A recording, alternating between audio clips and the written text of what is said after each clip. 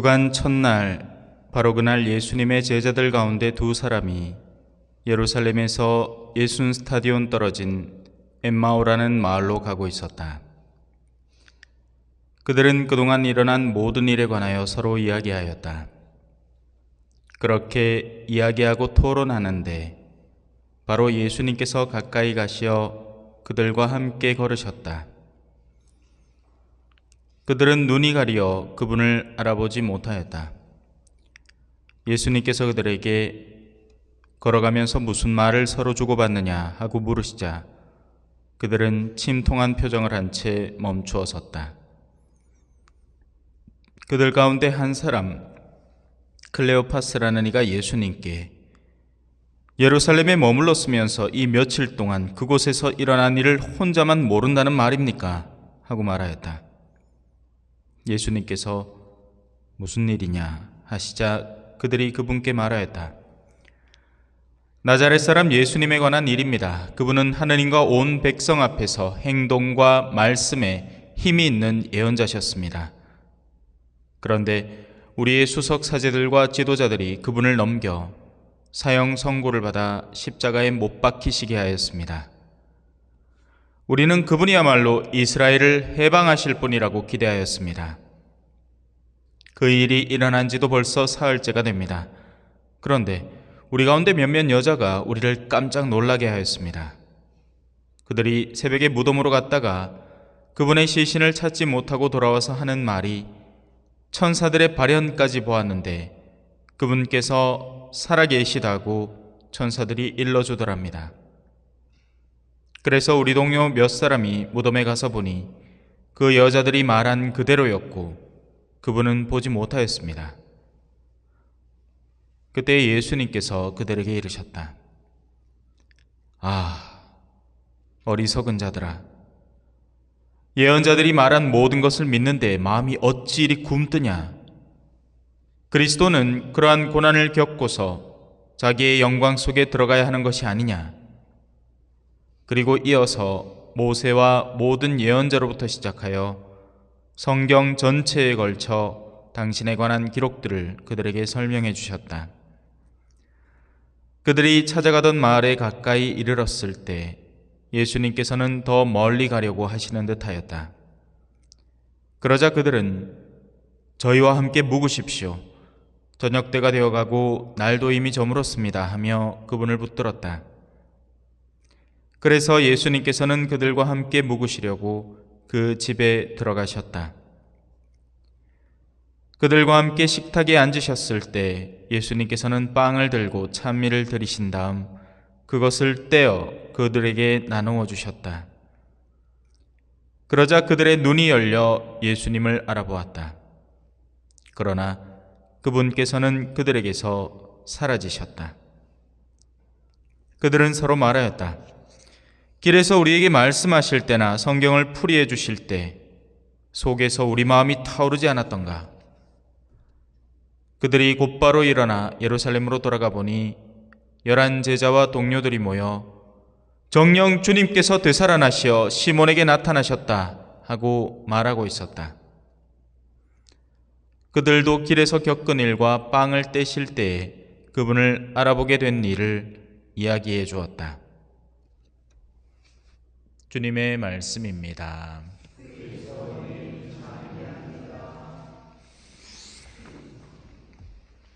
찬미 예수님. 옛날에는 일들이 참 단촐했습니다. 오늘 일독서에 베드로가 복음을 전하는 모습을 보면 거기에는 장엄한 전례나 무슨 형식이나 애써 공들인 초나 이런 거 아무것도 없습니다. 그저 한 사람에게 가서 나는 당신한테 줄게 은도 금도 없습니다. 그저 주 예수 그리스도의 이름으로 걸으시오.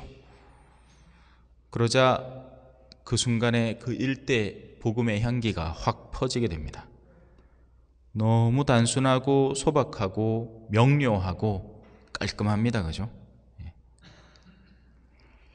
오늘 복음에는 엠마오의 여정이 나옵니다. 얼마 전에 엠마우스를 다녀왔죠. 사실 저는 제 개인적으로는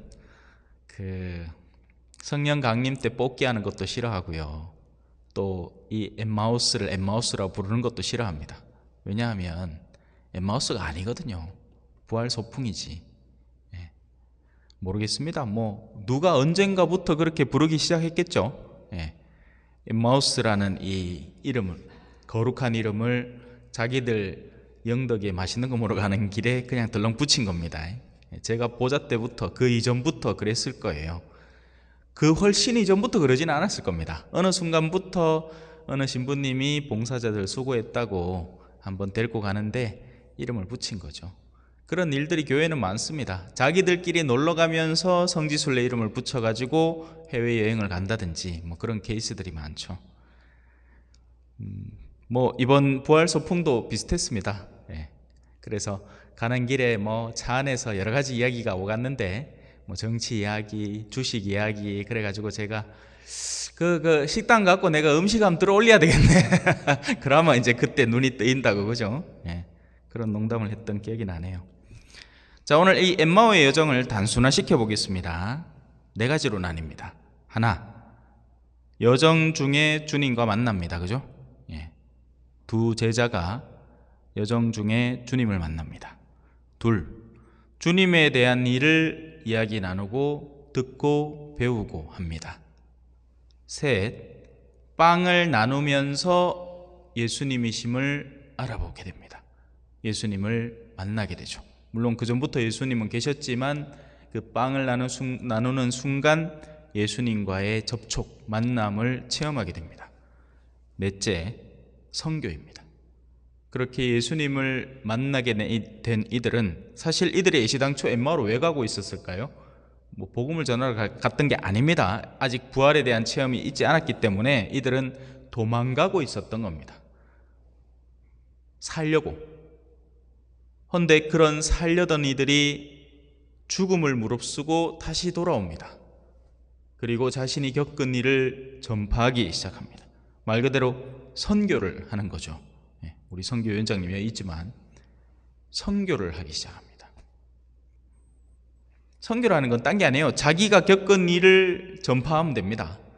원래 그게 선교예요. 선교라는 게 뭐 어디 뭘 꼭 교리책 싸마라 앉고 뭐 성경책 싸마라 앉고 뭐 어려운 뭐 교리를 막 하나부터 10까지 가르쳐, 이게 선교가 아니라 내가 아는 기쁨을 남한테 전해주는 게, 내가 신앙 안에서 하느님을 통해서 얻은 기쁨을 남에게 전해주는 게 선교의 본질입니다. 자, 이제 이걸 어디에다 적용을 시키는가?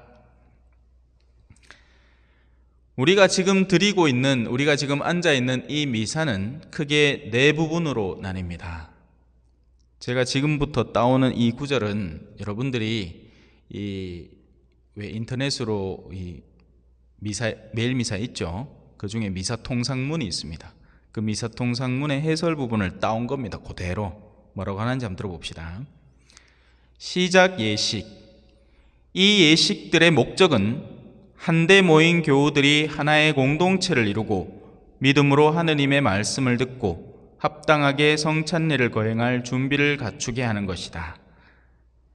이것이 두 제자가 서로 만나고 그 만남 속에 주님과 첫 만남을 이루는 그 장면을 의미하는 겁니다. 두 번째, 지금 우리가 하고 있는 말씀 전례입니다. 말씀 전례 안에서 하느님께서는 당신 백성에게 말씀하시고 그 백성에게 해방과 구원의 신비를 드러내 보이시며 영신의 양식을 주신다. 그리스도께서는 당신 말씀을 통하여 백성들 가운데 현존하신다. 예수님은 그 엠마오로 가는 두 제자들과 함께 계시면서 그들의 내면 속의 말씀의 힘을 그들이 이해하지 못했던, 듣기만 하고 지적으로는, 머리로는 생각하고 있고 예루살렘에서 일어났던 사건에 대한 기억은 갖고 있지만 그 도대체 그 내적 의미가 도대체 뭔지를 모를 그것을 예수님께서 오셔서 이건 이러하고 저건 저러하고 이건 이러한 일이다. 너희는 왜 아직도 깨닫지 못하느냐? 원래 하늘나라에 들어가기 위해서는 너희가 순환당하고 죽고 그리고야 부활할 수 있는 거다 라고 끊임없이 가르쳐 주십니다. 자, 이제 성찬전례입니다. 곧 우리가 함께 할 사제는 빵을 들어 높이고 쪼개고 나누고 그렇게 먹죠. 그리스도께서는 마지막 만찬에서 새로운 파스카를 세우시고 이를 통하여 교회 안의 십자가 제사를 현존하게 하셨다. 그래서 제가 항상 가르치는 거지만 미사는 재연이 아닙니다. 흉내 내는 게 아니에요. 재현입니다. 이 순간 예수님이 현존하시는 일입니다. 우리와 함께 하신다고요. 우리는 뭐 귀하다 하는 거 어야든동 이 바지가랑이라도 한번 잡아보려고 합니다. 그죠? 근데 예수님이 여기 계신다고요. 물론 우리가 너무 함부로 준비하고 해서 그렇죠. 얼마 전에 이 신부님 만났거든요. 그 성유축성 미사에서 맹봉술 신부님 만났습니다. 신부님이 당신이 저한테 그래요. 네, 누구 신자들한테 내 좀 뭐라 했다. 그 어디 거룩한 전례 오는데 그 흙 묻은 신발 신고 뭐 그래 내가 한마디 했다. 아이고 잘하셨습니다. 우리 신자들 중에 뭐 의견이 다양하긴 하지만 좋아하는 사람도 있습니다. 예? 옛날 생각난다고. 예. 그렇죠.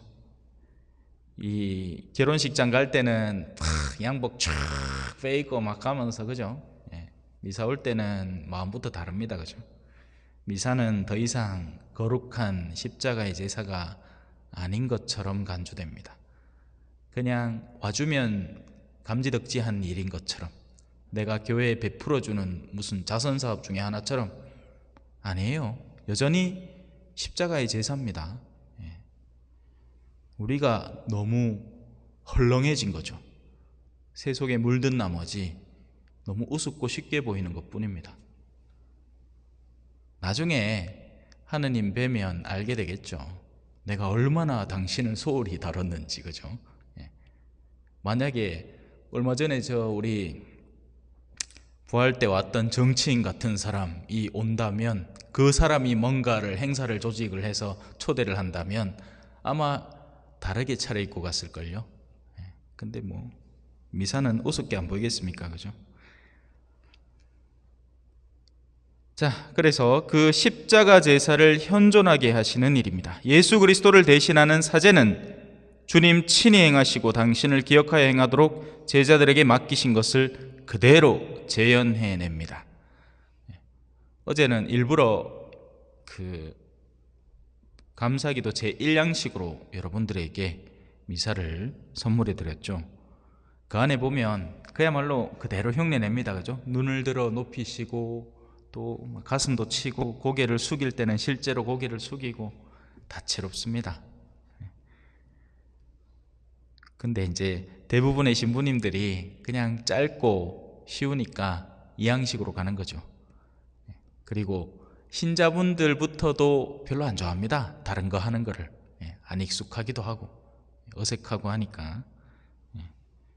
무엇보다도 우리 성당은 그렇게까지는 아닌데, 우리 성당은 이미 일을 다 끝내고 저녁 때 다 모여가지고 애시당초 시간대를 전부 다 그냥 뒤로 늦춰버렸잖아요. 그죠? 근데 도심지 본당 같은 경우에는 새벽 미사 할 때 신부님이 좀이라도 길게 하면 이제 막 앓는 소리가 난다는 거예요. 근데 이 한편은 또 이해도 됩니다. 왜? 출근해야 되는데.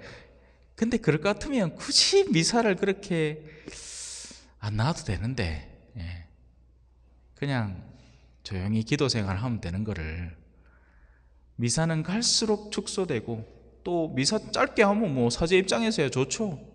쉽고 편하게 가는 겁니다.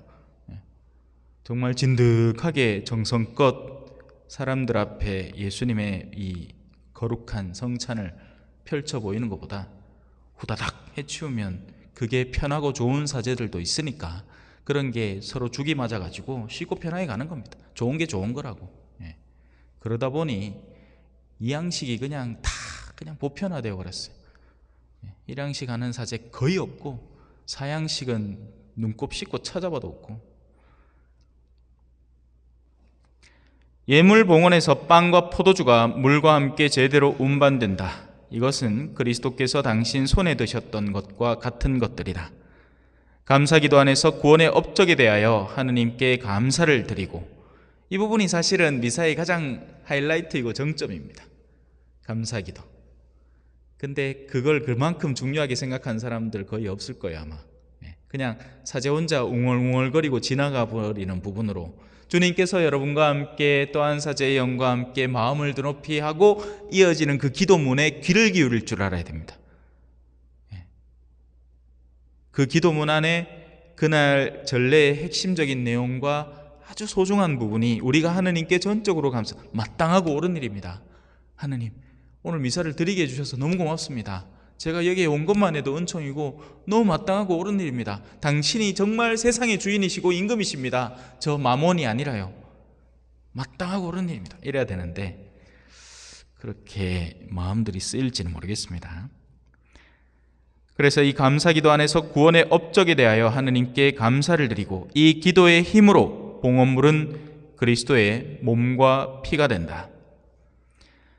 하나의 빵을 쪼갰으로써 신자들의 일치가 드러난다. 그래서 서로 한 대에서 쪼개진 빵을 나누어 먹기에 모두가 같은 몸에서 기인한다는 것을 일깨우는 겁니다. 우리가 모두가 그리스도의 몸이라는 거죠. 머리는 그리스도이시고 우리 모두가 그분의 몸이 됩니다. 신자들은 성찬의 참여를 통하여 그리스도의 몸과 피를 먹고 마신다. 성찬의 참여는 그 옛날 제자들이 그리스도의 손에서 빵과 포도주를 받던 것과 같은 모양으로 행해진다. 성찬 전례는 원래 이제 좀 중요하니까 좀 길었습니다. 이제 마지막 하나 남았습니다. 마침 예식. 마침 예식 가운데에는 이제 제일 마지막에 사제가 읽는 파견이 있습니다. 그게 거기에서 미사라는 단어가 나온 거예요. 그 라틴어 표현이 이때 미사 에스트. 가서 파견을 받으십시오. 가서 보냄을 받으십시오.